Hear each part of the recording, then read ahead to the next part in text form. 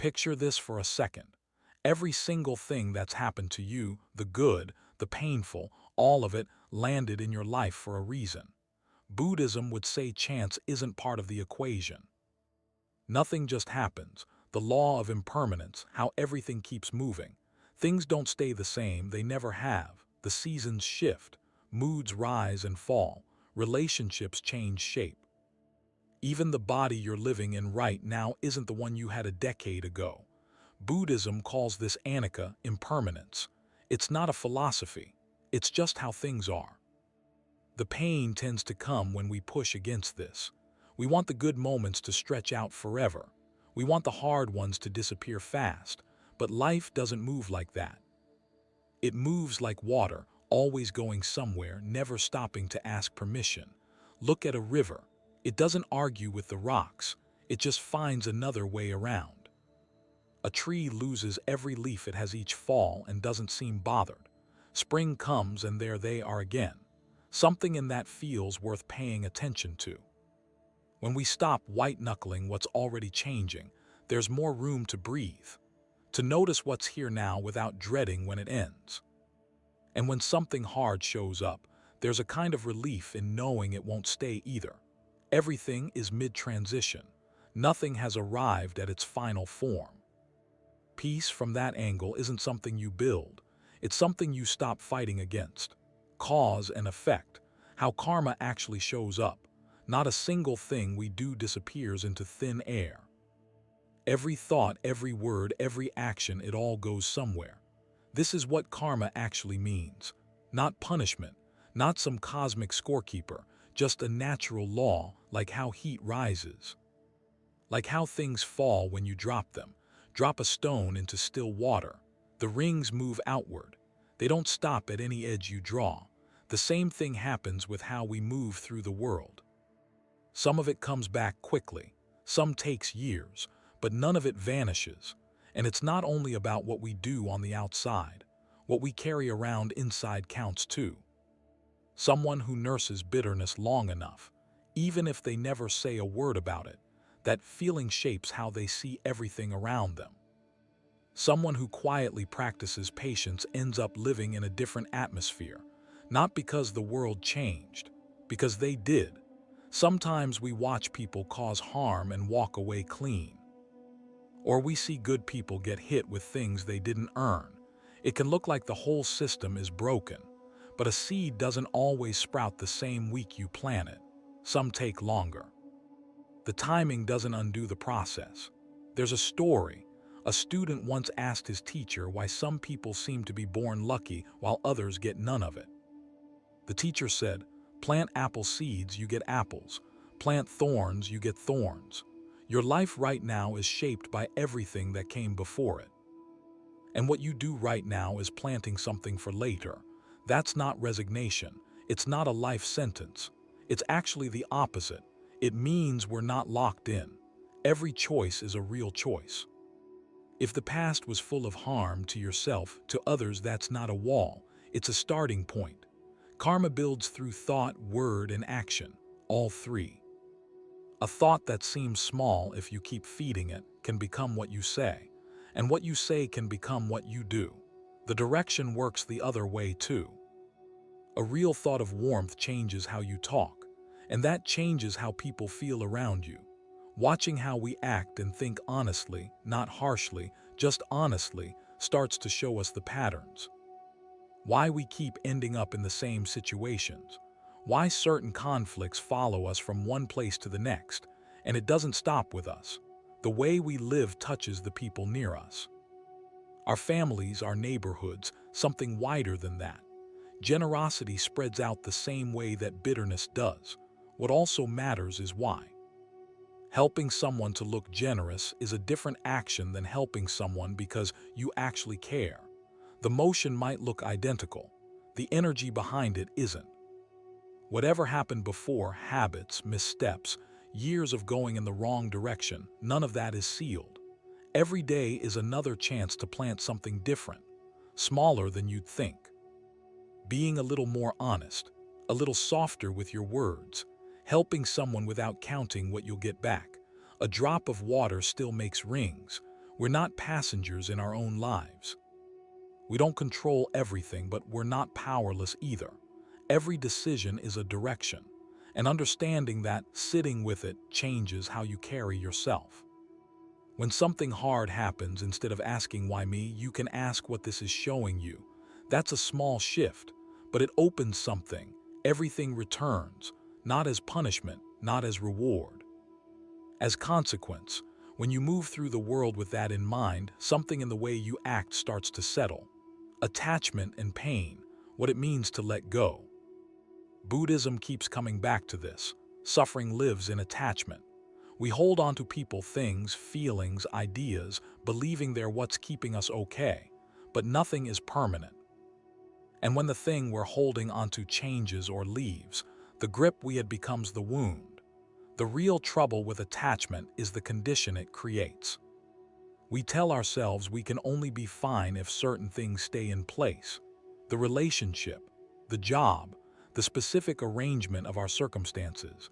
But that's an unstable place to anchor yourself. What you can't control will always shift eventually. Letting go isn't the same as not caring. It doesn't mean you stop loving something or that it doesn't matter. It means you hold it differently. Enjoying something without trying to own it.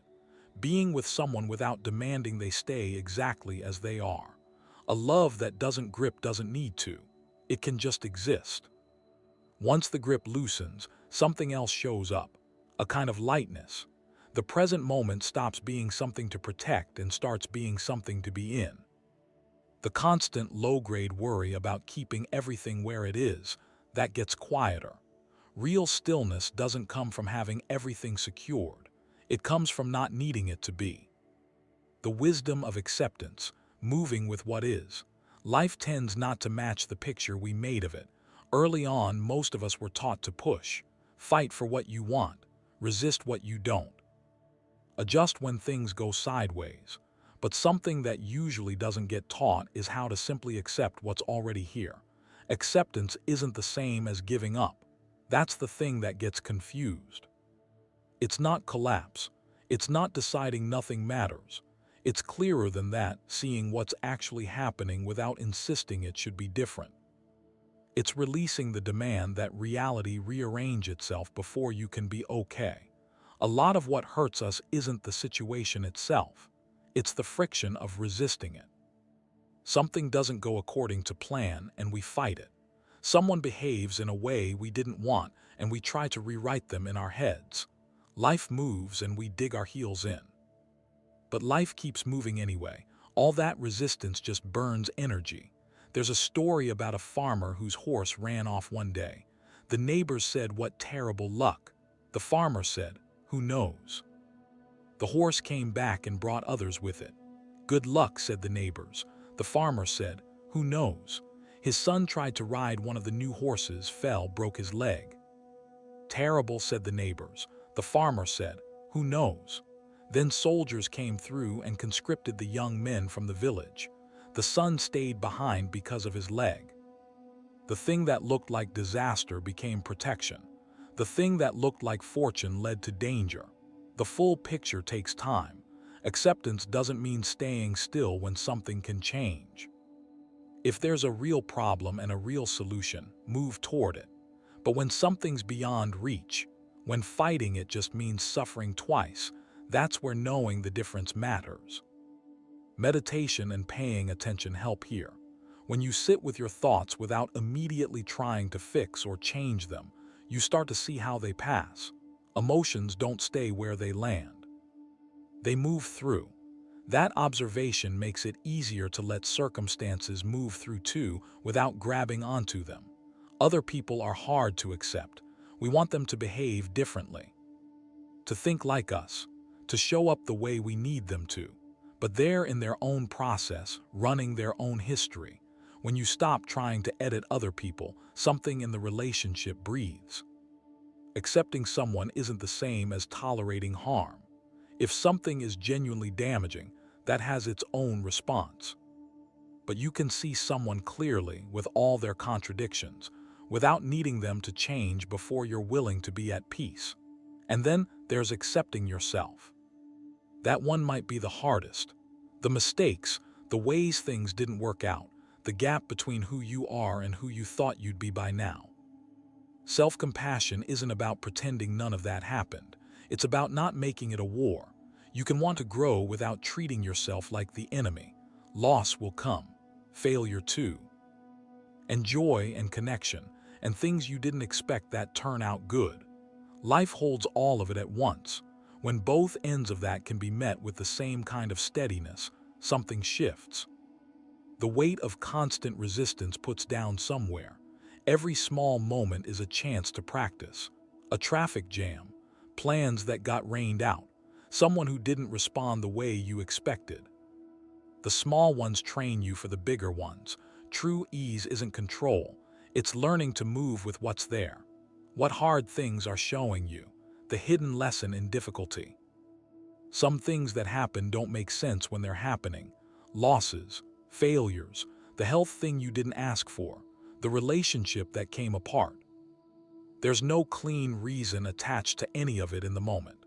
But look long enough, and most people find something in those moments that was actually teaching them, even if they couldn't name it yet. Everything is connected to everything else. Nothing lands in isolation. What we experience is always the result of a long chain of conditions, most of which we can't fully trace. And sometimes what feels like a wall is actually a doorway that just hasn't opened yet. There's a story about a student who found a caterpillar fighting to get out of its cocoon. He thought he was helping when he opened it by hand. The butterfly that came out couldn't fly. The struggle to break free was exactly what built its wings. Without that resistance, there was nothing to push against. Pain can work like that, not always, not neatly. But sometimes the pressure of something hard builds something in us that couldn't have been built any other way. A relationship that ended might have been pointing towards something about independence you didn't know you needed. A professional failure might have redirected you before you got further down the wrong road. Illness sometimes changes the way a person takes care of themselves in ways that nothing easier ever could. None of this happens on a schedule you can see from inside it.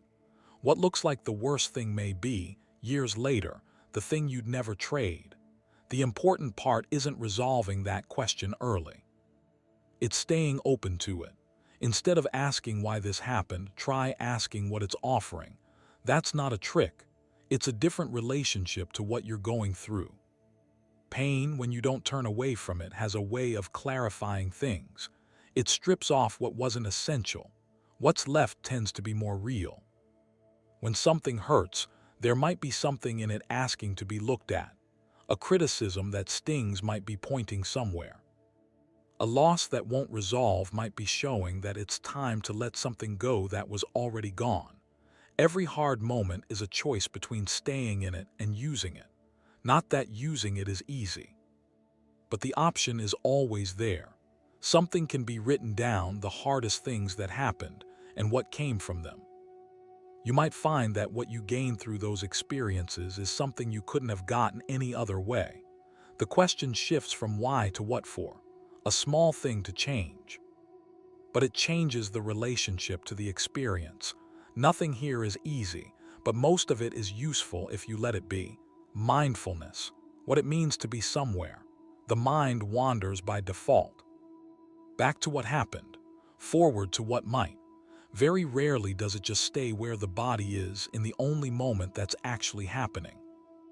Mindfulness in the Buddhist sense is learning to come back, not as a one-time achievement, as a practice. Returning to this moment with as much attention as you can bring to it without the pull of everything else. When you're caught in what already happened, you're reliving it, carrying it around. When you're locked onto what might happen, you're building imaginary structures that may never need to exist. Both of those take you out of the only place where anything can actually be done, which is now. Mindfulness isn't just sitting still in a room. It's how you eat, how you listen to someone, how you walk somewhere. Eating mindfully is tasting the food rather than just moving it through. Really listening means the other person has your full attention. not the back half, while the front half composes your next sentence. Walking mindfully is feeling the ground, noticing the air, being in the body that's moving rather than somewhere else inside your head. Most of us are split most of the time.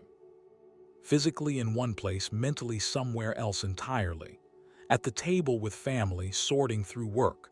With a friend, half scrolling through something. The body shows up. The attention doesn't.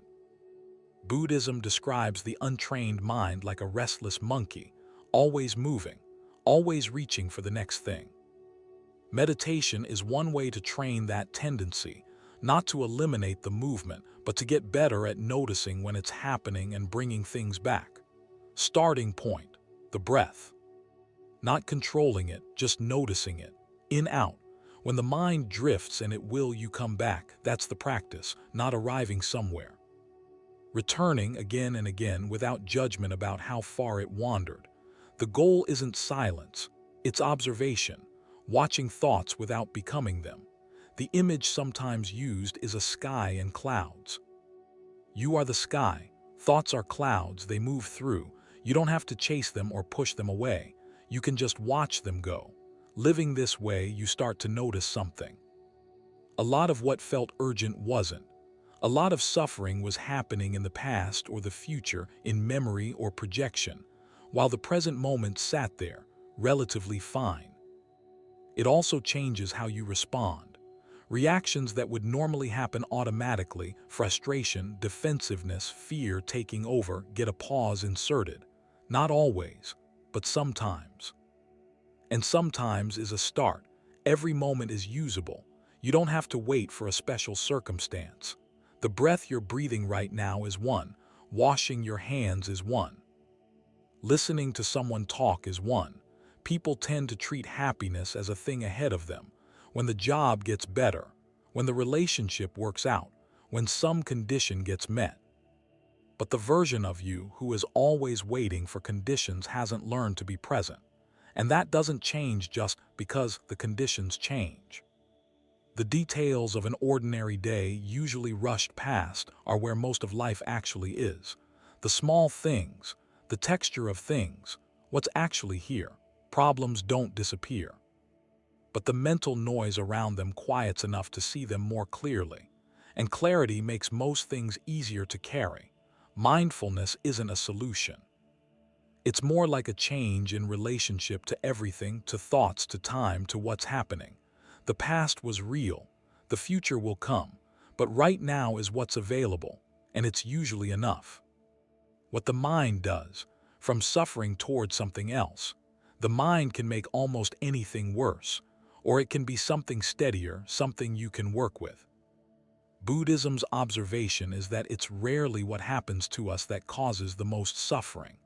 It's how we interpret it, what story we build around it, that determines what we carry. Most reactions happen before we realize we're reacting. A stimulus, a response, no space in between. Meditation, and the kind of honest self-observation that comes with it, is a way of widening that gap, not eliminating the difficulty, just creating room to choose.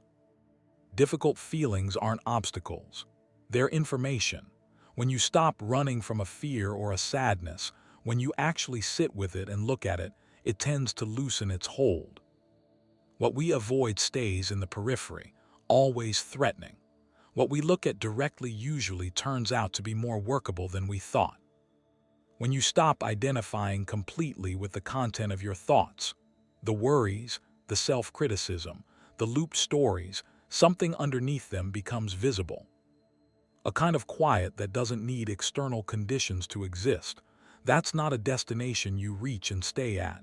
It's something that shows up in moments, gets lost, gets found again. The direction isn't away from difficulty. It's toward seeing it more clearly. That's the shift. Not to a life without pain, but to a different relationship with what's here.